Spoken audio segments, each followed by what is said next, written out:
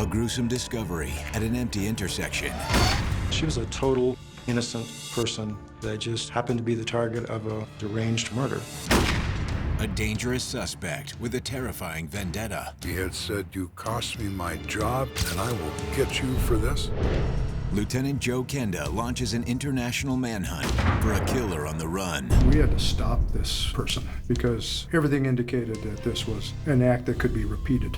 I don't care if the guy goes to Timbuktu. I want somebody to go get him back. I had no concept that this case was going to take me halfway around the world. I chase people for a living, and it's always interested me. They run like animals. They run like rabbits. They only run so far, and then they squat because they can't run anymore. My name is Lieutenant Joe Kenda. I've solved almost 400 homicides. Every case is unique, but there's one thing that never changes. A life has been taken. Their stories are now my stories.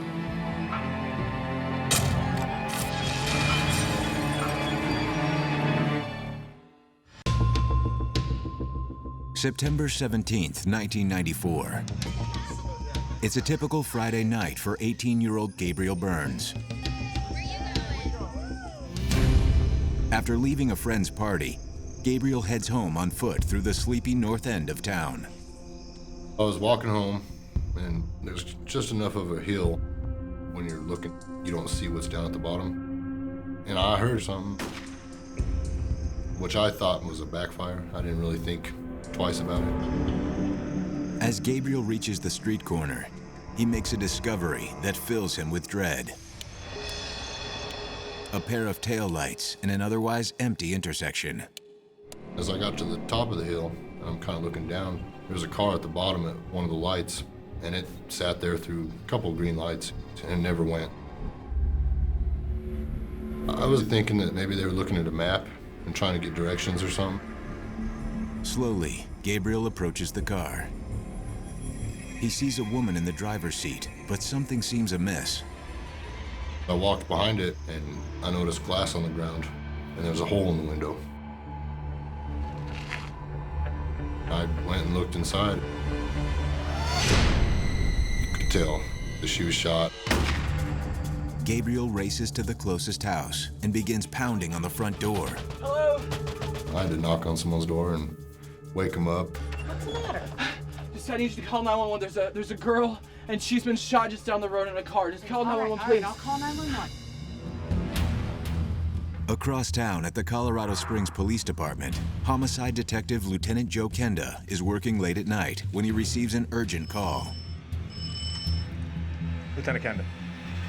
The phone rings, and it's some incredibly awake person from the communications center, and they have a female dead from a gunshot wound in the vehicle. Okay. That's enough for me. I learned a long time ago, first reports are never reliable. Don't tell them any details because they're not going to be right anyway. Give me an address, and I will go. When that call comes in, you grab a gun, you grab your toys, and head for the car. Kenda heads to the crime scene. It's in an area of town he knows well. The area where this woman is found is in an upper middle class neighborhood, very nice neighborhood. I used to live in that neighborhood, very close to where that scene was. The crime scene was just a middle-class residential neighborhood. It's a pretty good part of town. Nothing serious there. I mean, we have, the normal things, traffic accidents that we'd have every day. But as far as violent crimes, drug problems, that type of things, no. This is a pretty good part of town. Many of the houses are well-kept, and there's a good mix of people that are old and young. It's not the sort of living area of the city that would be considered a huge problem. It's a neighborhood rarely visited by the Major Crimes Unit. But within minutes, Kenda's team is on the scene, as are a slew of patrolmen.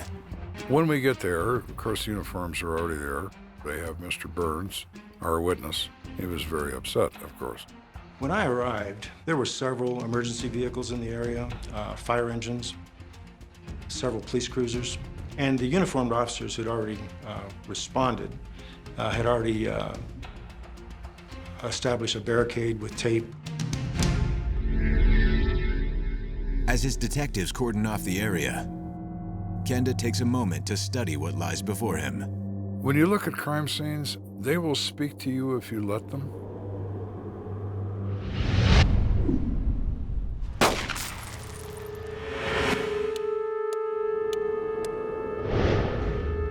When you consider a crime at this time of night in a very quiet residential neighborhood, could it be somebody trying to take her car from her?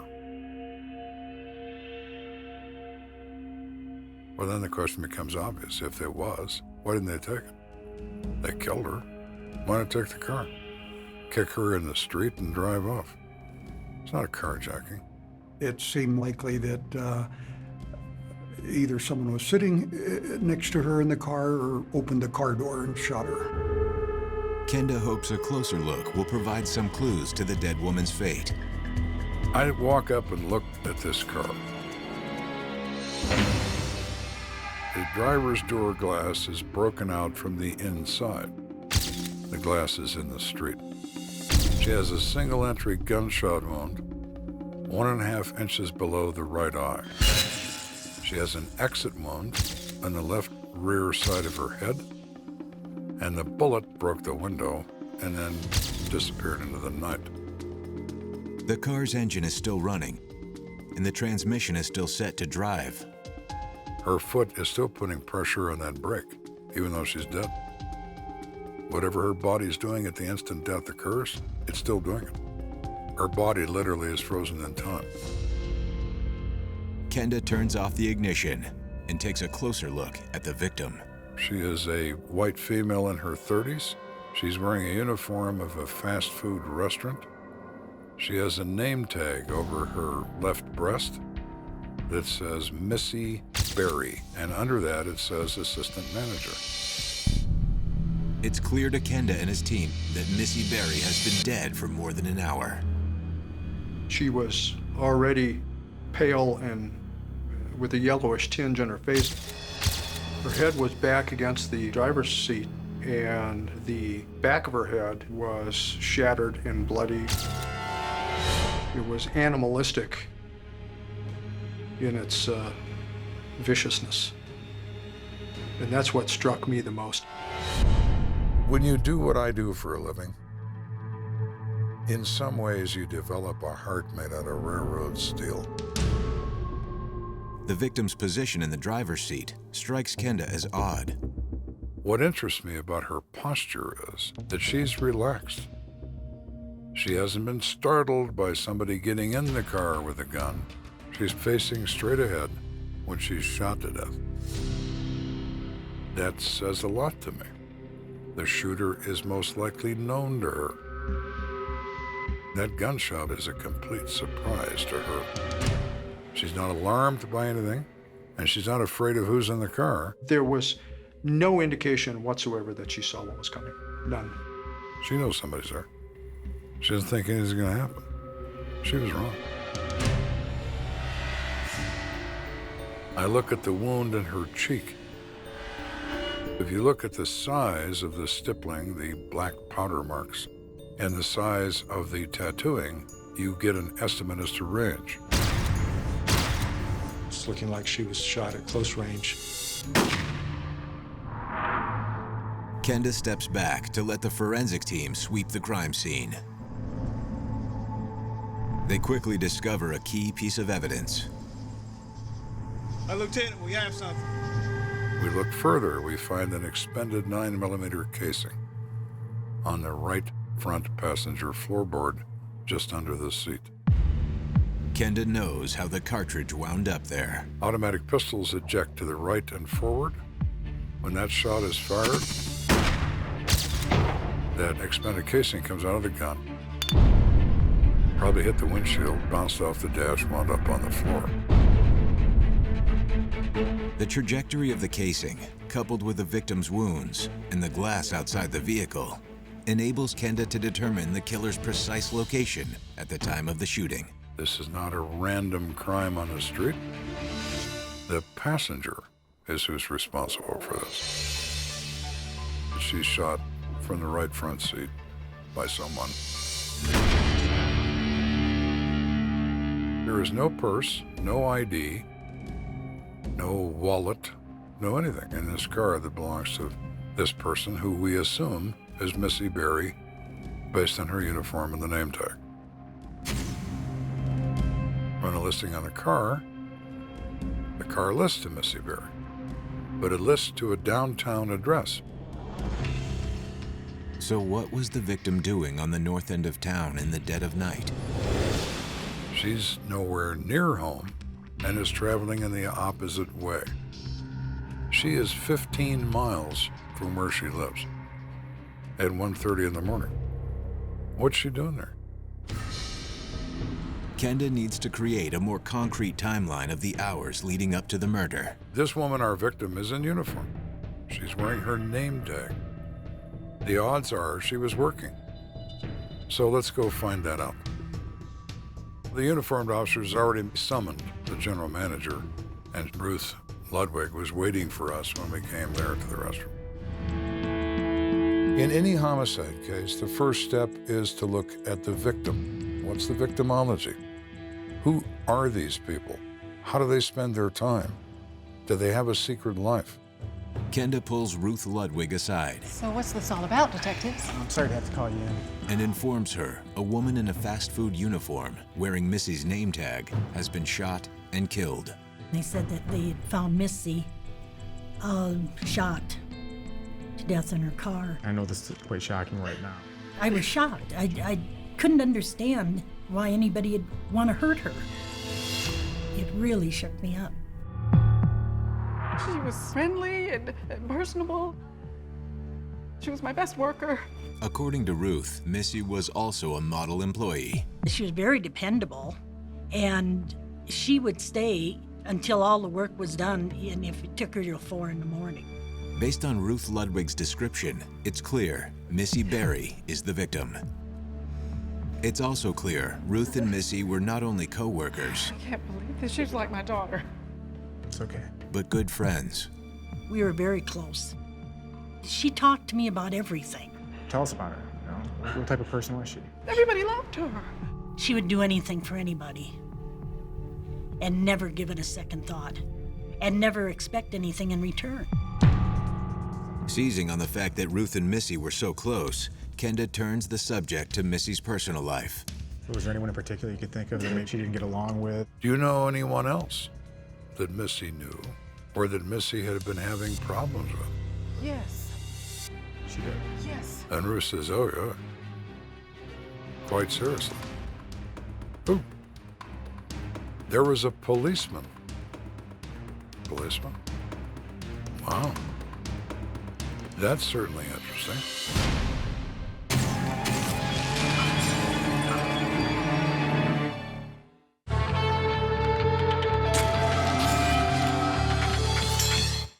In the early hours of September 17th, 1994, fast food employee Missy Berry was found dead in an idling car with a bullet through her face.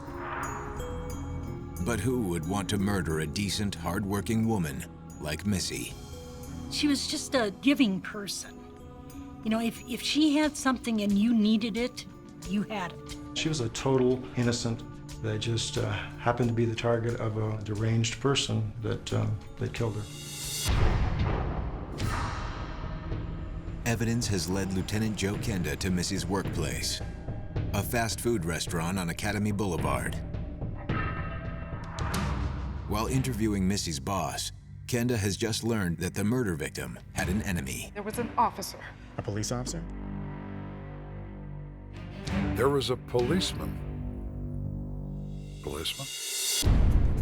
Some detectives might have trouble investigating a fellow officer, even if he was a possible suspect in a homicide.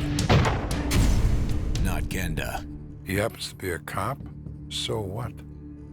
I'm working a murder case. That's what interests me. And who would that be? Officer White. I'm sure. The officer's name is Tom White. According to Ruth, the conflict started some time ago. Missy got involved in an accident. The policeman that wrote the report mishandled their report, gave her complications with her insurance company. Is your badge and number on this? She was very upset about that. I wasn't doing anything wrong. Missy filed a complaint against him.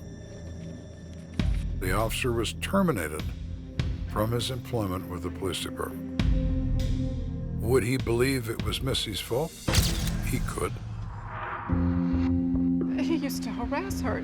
Ruth explains that Tom White blamed Missy for his termination. He called her, in fact, a couple of times. And he said to her, you know, you probably cost me my job. And he said, now get your ass for that. Called the actual restaurant and did that. Yeah. In addition to that, Ruth said she was aware that this same policeman had called the other restaurant where Missy was working at the time to find out if anybody knew her home address. I told her, I said, if that keeps up, we'll get a restraining order. But according to Ruth, the threatening calls were just the tip of the iceberg. She was leaving work, and he pulled up and he said, where are you going? And she said, it's none of your business. He said, we'll just straighten this out now. You got me fired. He had said, you cost me my job, you and I will get you for this. It's not a wise thing to go make a verbal threat against somebody and then have that person turn up dead. We'll call the police on you. People are pretty simple and pretty predictable in why they do things. Revenge is a very common motive. I used to tell my detectives, there's only 3 motives for murder: money, sex, or revenge. Kenda also knows that as a former cop, Tom White was well equipped to commit murder. He obviously knows the system. He knows how investigations are conducted. He knows how physical evidence is gathered. He certainly knows more than the average person. We have a 9mm expended casing in the car. The standard weapon issued in police departments is a 9mm. He has the means. He carries a gun, 9mm. This has some merit. Now make sure you give us a call. We finally let Ruth alone and thank her for her time. We've kept her up most of the night. We sent her home with the agreement that we'll be talking with her again. Detectives track down the former officer. He is confirmed to be in another state during the time frame of the murder. Irrespective of his threats, irrespective of his prior dislike of the victim, it makes no difference. He could not have done this if he wanted to. With Tom White no longer a suspect, Kenda decides to speak to another potential person of interest, Missy's co-worker, Julie Halstead. Our interest in Julie is obvious. She's the last person we know to be in contact with our victim. She lives in the same general neighborhood where the victim is found. How did she get from that restaurant to home? Unless she went with Missy. And if she did she shoot Missy in the face or not? Kenda sits Julie down for an interview. Pretty tough news to share with you. Your friend Missy Berry, she passed away last night. On the surface, the 18-year-old high school student appears genuinely horrified by the news of Missy's death. Could you tell us a little bit about Missy? You know, tell me what type of person she is. But when asked to describe Missy, Julie paints a very different picture than the one Ruth Ludwig gave. She could be kind of difficult sometimes as a manager. It's not that hard. Do I need to come over there and do your job as well as mine? She knows some things about her, knows that she can be abrasive with people. Please get it done. It's 2 sandwiches. She can tease people. Let's do that ×2. She can do a number of things that some people find to be offensive. Her name should be Bitchy instead of Missy. Sometimes she could get a little annoying to them because she kidded around so much. You know, so then they had a problem because they were kids distinguishing, is she kidding or is she serious, you know? She was quite brusque. And so she rubbed some employees the wrong way because when she wanted something done, she was maybe not the most articulate about saying it, but she was going to get it done. Could bad blood between Missy and Julie have something to do with Missy's murder? Thank you, Julie. Just another one? Come on. Now, two of you left work at the same time last night? Kenda grills Julie about the hours leading up to the murder. What time was that? According to Julie, she and Missy both left the restaurant around the same time. And you have a wonderful evening. All right, see you. Have a good night. You too, Julie. They both clocked out at 12:43 a.m. Now, Mr. Burns finds our victim at 1:30. So we have 45 minutes or so to account for. According to Julie, she went home straight after work, arriving just before 1 o'clock. She can explain reasonably her whereabouts, so can her father. Cell phone records indicate the same thing. So, for the moment, Julie's put aside. You never completely dismiss anyone, but you put them aside. In speaking with Julie, Kenda learns another crucial detail about his victim. So she takes the money from the restaurant every night to the bank? Yeah. When she closes this place at night, she is supposed to take the day's receipts to the bank. And she's supposed to put them into the night deposit drawer. How much money does she have? Last night there was $966. Kenda needs to know, did Missy make it to the bank before she was killed? We are hopeful about the bank for a number of reasons. Did she deposit the money as she was supposed to? Is there surveillance footage?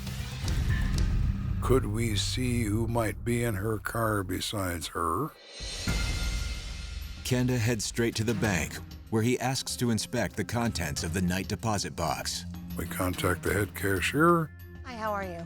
Good, how you doing? I'm good, thank you. I'm one of the bank managers. Banks are protective of their money, which is probably good since all of our money's in them. Understand you're looking for a specific deposit? From the restaurant. There was none last night, I'm sorry. The bank has no record of Missy's deposit. Just to be sure Missy never made it there, Kenda asks to see the surveillance footage. Her car is never there. From midnight until 4 o'clock in the morning, 4 hours of tape, no vehicle, no deposit made. We were a little disappointed, but Kenda gave us one of his favorite lines, "We'll solve no crime before it's time." Kenda also knows the missing bank deposit speaks volumes about the killer's potential motive. So our shooter has $966 in cash. We now have money as part of the motive. Not a lot of money, but apparently enough money. But even with a motive in hand, Kenda is no closer to finding the killer. I have a better insight as to maybe why. But I'm absolutely no closer to who.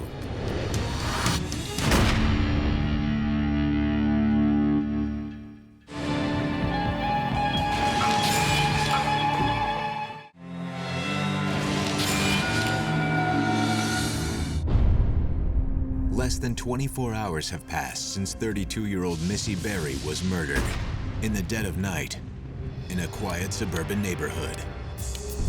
We learned that Missy was the assistant manager in charge of the cash register. And when she closed up, her job would be to make that night deposit at a bank. We realized that the bank deposit had not been made, and we did not discover a bank bag or the money in the vehicle. It started looking like a robbery murder. While Lieutenant Joe Kenda believes Missy was murdered for the money, he has no suspects.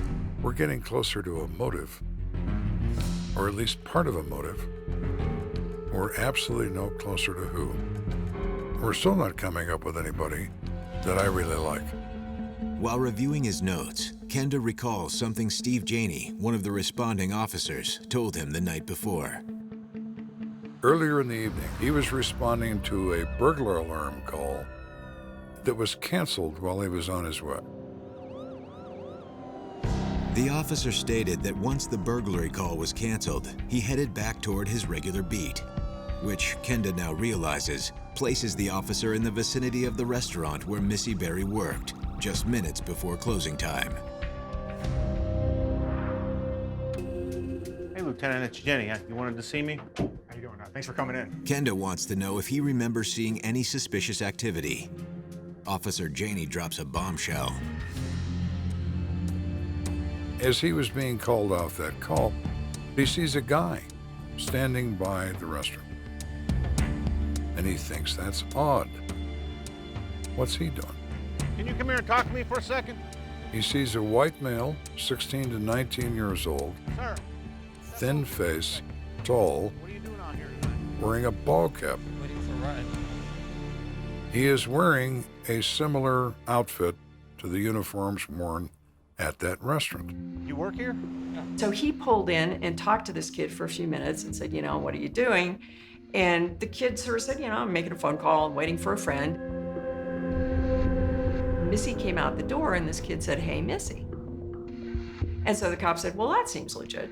You need a ride home? And so off he went. At the time, the officer thought nothing of it. Kenda has a different theory. Well, I think she gave somebody a ride. That's what I think. Whoever that somebody was, they killed her. Kenda calls restaurant manager Ruth Ludwig. He asks her if she knows anyone that matches the young man's description. Well, his name is Darren. Can you describe him to me? Well, he's like 19 years old, and he's got blonde hair and kind of thin, and always wears a ball cap. Really? Kenda asks Ruth if she thinks this Darren character might have something to do with Missy's murder. Ruth doesn't mince words. When they asked me who I thought did it, I thought of Darren Haney because Darren was into drugs. She was quite certain that he was really involved in the drug world, so that made him a suspect. If you use narcotics, you need all the cash you're ever going to see in your life and then some, just to feed your habit. We're going to get that money. So in order to come up with that cash, you're into crime. Armed with a new prime suspect, Kenda needs to find out everything he can about Darren Haney. We're now looking for Darren, and we can't find Darren. Darren, according to his associates, doesn't have any money, so he doesn't have an address. He stays with friends, or whoever will put up with him for any period of time.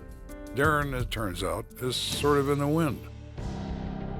Kenda eventually tracks down Darren Haney in an unlikely place. Darren? Yeah. The Air Force Academy Hospital. I'm Lieutenant Joe Kenda from the Colorado Springs Police Department. Can you tell me what you were doing last night? When Kenda meets Darren, he's a far cry from the degenerate drug user Ruth described. He does not present as a user of drugs. He has a strong complexion, clear eyes. Darren also has an airtight alibi. I was sitting here in the hospital waiting for my child to be born. He alibis out of the night in question because his wife is having a baby. What better alibi than that? He's in a hospital, in a maternity suite. Never left. We still don't know who it is, but it's not him. You know Missy Berry? Yeah, why? Darren does offer Kenda a valuable piece of information. He knows of a fellow restaurant employee, one who truly had it out for Missy Berry. She bullied him constantly, day and night. And this bothered him quite a bit. Yeah, it made him furious. His full name is George Clifford McDaniel, but everybody knows him as Cliff. He's 22 years old. Darren says that Cliff told me he hates Missy Berry, and he wants to see that dead. I'm gonna kill her someday. He'd like to see her dead and like to see her picture in the obituaries. So are you gonna try to get some of that food off those dishes? You think you could handle that simple task? According to Darren, Cliff's hatred for Missy stems from the fact that he's a frequent target of Missy's ridicule. Do we have an understanding? Yes. You can get them all finished before your mommy comes to pick you up? If it was raining, his mother would call and tell Cliff to wear his jacket home. Missy would tease him about it, She would say, Cliffy, Mommy called and it's chilly, so put on your jacket. Keep your mouth shut and do your work. It really bothered Cliff. Try to wear your uniform correctly. But it's more than his alleged animosity toward Missy that makes Cliff a compelling suspect. It's also where he lives. He lives 1 block from where her car is found. Well, maybe Missy gave you a ride, Cliff, because you're a block away. Thank you, Darren. We have a new star. We have Cliff.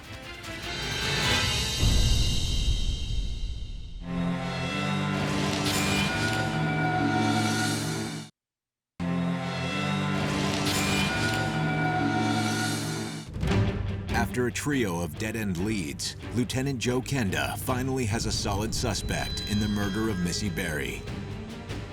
Co-worker Cliff McDaniel. They lived 100 yards from where Missy's found in the vehicle, and he meets the description of the party that Officer Janney saw getting into Missy's vehicle. He was our primary suspect at that point. But Kenda needs to determine where his prime suspect was the night of the murder. He heads back to the fast food restaurant and finds Cliff busy at work. Can I help you? Cliff. Yeah. We contact him in the restaurant, say we'd like to bring you downtown, talk to you about Come down to the police station. Missy. He says, I perfectly understand. My father was a military cop. I know how these things go, and I assumed you'd be talking to me along with everybody else. I'll be happy to come with you. Great. Kenda and his detectives begin their interrogation. What have you seen? But nothing about Cliff's demeanor or his personal history suggests he's the murdering type. Really, he was quiet. He was very clean cut. You know, I never ever had one problem with Cliff. Never. I would ask Cliff to do something and Cliff would do it. Before he left, is there any, you want me to do anything? Anything I can get you? Never ever had a problem with Cliff. He was born in England, which makes him an English subject. His mother married an American serviceman. He has served in the United States Army for 2 years. He's 22 years old. He's friendly. He's cooperative. He's helpful. He's trying to provide information he can to lead to the arrest of the person responsible for the crime. Nothing about him is alarming. Nothing. Tell us a little bit about yourself. But when detectives ask Cliff about his home life, the suspect reveals an interesting detail. Live at home with my parents. Cliff said money was a problem, and he was giving his parents a good portion of his paycheck. He works this job because his father is currently unemployed. So he's working to help out around the house, still lives at home with his mother and his father. Could money troubles be a motive for murder? Why don't you tell us what you were doing last night? Kenda asks Cliff where he was the night Missy was killed. He describes his whereabouts on the night of the killing. He goes to Ronnie's house. Cliff explains that he spent much of the night talking and watching TV with his friend, Ronnie Houston. They decide to rent a pay-per-view movie, and he remembers the name of the film as Man's Best Friend. They rent this movie. They watch it. It's about shortly after 1 o'clock in the morning, and he says when the movie was over, Ronnie went to bed, and I walked home. He seemed to give a pretty good alibi for the time we would be interested in. But just as detectives are wrapping up the interview, Cliff McDaniel makes a statement that stops Kenda dead in his tracks. What do you think happened here? I'm sure she gave somebody a ride home. I don't know. They probably did it. Is this young cashier playing armchair detective? Or does he have inside knowledge of the crime? Kenda suspects Cliff isn't telling him the whole truth, but with no evidence to hold him. All right, well, I appreciate you coming in. Kenda is forced to let him go. Okay, Cliff. Thanks for your cooperation. We take him back to work. In these circumstances, we don't just accept the story, we check it out. Hoping to punch a hole in Cliff's story, Kenda heads to the home of Ronnie Houston, the friend Cliff claimed was his alibi. So, Ronnie, you're friends with Cliff McDaniel? Yes, that's right. You know Cliff? Oh yeah, Cliff McDaniel, I know. He's older than you. Yeah, but he hangs around with us. He says he came over to your house about 9:30. Did you do that? When's the last time you saw him? Must have been a couple nights ago. Yeah, he came over. It was about 9:30. While Cliff's alibi appears airtight, Kenda is persistent. Did you watch TV with Cliff? No. Did you happen to rent a movie? No movie. You ever see a movie called A Man's Best Friend? Never heard of it. As Cliff's alibi seems to be falling apart, Kenda probes further and uncovers another important detail. You know what time Cliff left that night? I can't be sure, but I know for sure it wasn't 1 a.m. I got a phone call from a girl, and I was pretty much on the phone the whole time Cliff was there. Finally, about 11 or 11:30, Cliff said he was leaving.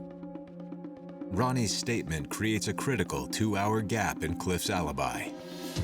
We have a moment. We're talking to Ronnie, and I am starting to feel wonderful. Not only do we have a liar, we have a major hole in the time frame.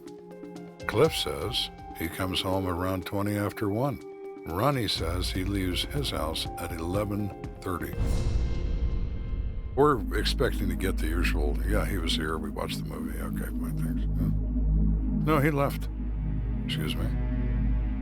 There's just a huge difference between leaving someone's house 30 minutes prior to the murder versus 2 hours after the murder. So that was important. But Kenda isn't finished with Cliff's friend Ronnie. He continues to grill him, and in doing so, unearths another critical piece of information. Now, a week earlier, they're playing basketball. Cliff pulls up in his mother's car. He yells at one of the kids and says, "Come over here." The kid goes over to the car. He says, "Cliff has a gun." He points the gun at this kid and pulls the trigger. Don't point that at me. Crazy? The gun goes click, because there's no magazine in the weapon. According to Ronnie, before putting the gun away, Cliff McDaniel offered up one last chilling threat. And they all see that he has a gun in his hand. And he's telling them he's going to use this gun to rob the restaurant. Ronnie Houston's account enables Kenda to reconstruct the events that led to Missy Berry's murder. He waited for her outside the restaurant. Cliff said, "Hey, Missy," because he was asking her for a ride. He didn't need a ride. He needed a victim. And she was it. He got almost home, a block away from his house, and he shot and killed Missy and took her money, and then ran home, leaving her in the street in her car for us to find. Armed with enough evidence to arrest Cliff, Kenda ends his interview with Ronnie Houston and races to the McDaniel residence. We go to Cliff's house. It's 3 o'clock in the morning. Wake everybody up. Cliff's not home. Now where is he? All right, go ahead with your search. We have a warrant for the premise. Everybody have a seat. We search. We unfortunately didn't find anything that we were after. Obviously the gun, ammunition, bank bag, money, anything to tie him in with the murder. It just wasn't there. Lieutenant House is clear. We tell the parents that Cliff, their son, is a prime suspect in our murder case. You do realize if you know where he is and we find out that you knew ahead of time, that you're an accessory to this crime? Upon questioning, Cliff's mother makes a shocking revelation. He's in London. Things get real interesting though. Cliff left the country. This was a new experience for me, and I hadn't had many of those in this business, but this was a new one.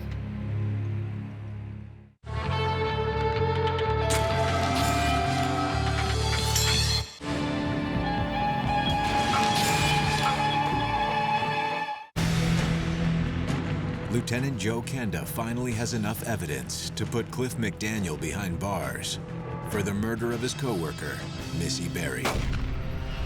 We now have a current employee who is lying through his teeth about where he was on the night Missy was killed. And he lives 1 block from where her car is found. He is now our focus without question. He is lying, and we can prove it. We had to stop this person because everything indicated that this was an act that could be repeated.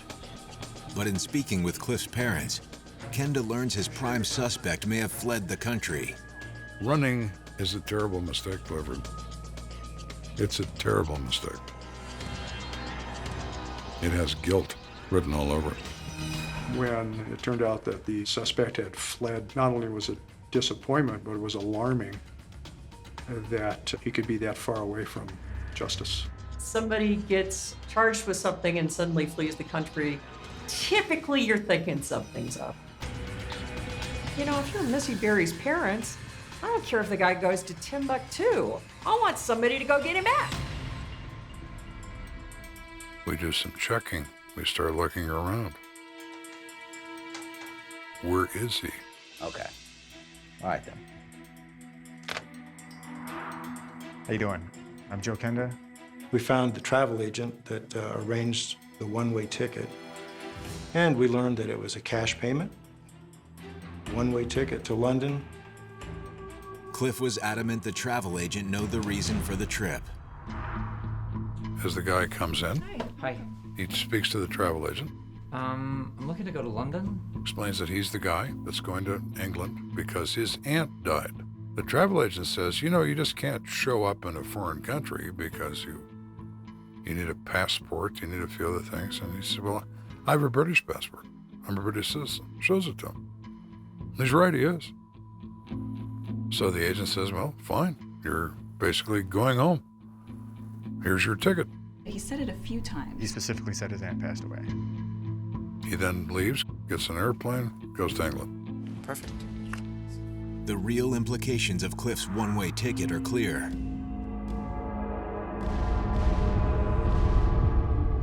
I thought two things when I discovered that Cliff had flown to England. I thought a clear, presentation of guilt. I'm running away from you and you can't find me. And the second thing it presented was an entirely new experience. I want to arrest somebody in a foreign country and I want to drag them back here to go to court. I had no idea how to do that, but I'm sure I could figure it out. Kenda and his detectives are in uncharted territory. So who have you guys talked to? They must bring an international fugitive to justice. I discussed this with the FBI and learned the procedure for getting someone back. We contacted New Scotland Yard, spoke to their fugitive division, and they informed us they would take it from there. Detectives with New Scotland Yard fan out in search of Cliff McDaniel. It doesn't take long to track him down. Good afternoon, madam. He's staying with family, and it turns out his aunt is decidedly still alive. We learned that this supposed death in the family of an aunt was a fictitious story. No one had died. Cliff? Clifford McDaniel, put your hands behind your head. New Scotland Yard arrests Cliff McDaniel. However, getting him back on U.S. soil won't be easy. It was a worry that somehow he might not be coming back to the United States. Oh my God, Clifford. They will not honor an extradition to the United States unless we will testify in court. We have no intention of executing Mr. McDaniel. Kenda turns to one of his most trusted detectives, Freeman! Perry Freeman. Get your passport? And he just kind of looked at me, yeah, I got one. Good. You're going to need it. You're going to England. And bring McDaniel back here by his nostrils. With the help of the U.S. State Department, Detective Freeman attempts to broker the handover of Cliff McDaniel. The U.S. Department of State prepares a document. On the face is the seal of the United States. It reads, "The document contained herein carries the full force and authority of the United States of America." Quite an impressive piece of paper. The document also states that in exchange for extradition, prosecutors in the United States will not seek the death penalty against McDaniel. Detective Freeman presented the case to the British court.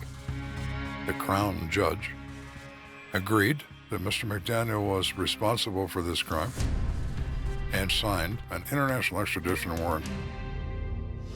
Shortly thereafter, Cliff McDaniel is brought home in shackles. He believes that he'll just get away with this and start a new life back in England. I don't think so, Cliff.